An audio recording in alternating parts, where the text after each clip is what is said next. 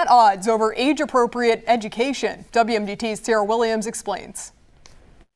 House Bill 380, dubbed Condoms for Kindergartners, is a bill that would have allowed access to contraceptives and more via vending machine and was rejected as the Maryland Freedom Caucus rejoiced, saying in part, quote, a major victory in the fight to protect Maryland's children and uphold parental rights.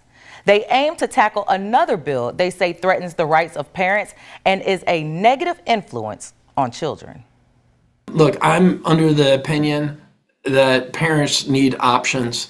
And look, there's a lot of different reasons why parents may be opting their children out of this. Maturity, sensitivity, past trauma. Reason parents wish to opt out the Comprehensive Health Education Framework, according to Maryland Freedom Caucus Chair Delegate Matt Morgan.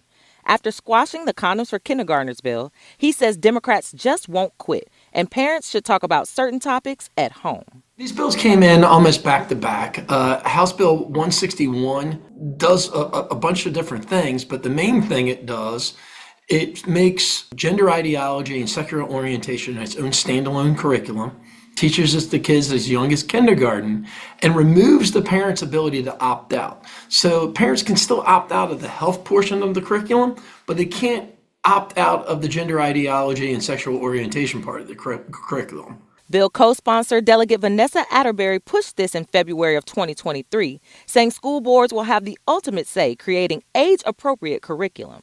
To include health promotion, mental and emotional health, substance abuse prevention, yes, family life and sexuality, gender identity and sexual orientation, safety and violence prevention, healthy eating, and disease prevention and control.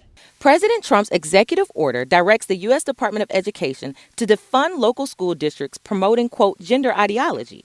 The Maryland Department of Education weighed in, saying in part, quote, we do not oppose the bill based on the merits of the proposed subject matter, but on the grounds that the legislative requirement would be duplicative of current regulatory requirements and run counter to the process entrusted to the State Board and MSDE, end quote. Morgan says Maryland parents aren't going where the progressive train is headed.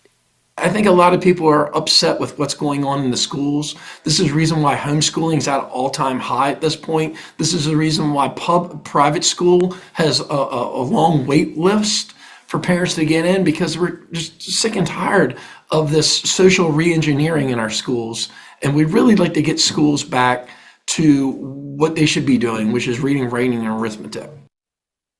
House Bill 161 passed with a 95-39 vote and awaits hearing in the Maryland Senate. This will be the third year the bill has passed the House. However, it has never passed out of committee in the Senate. Because Local Matters, Tiara Williams, WMDT.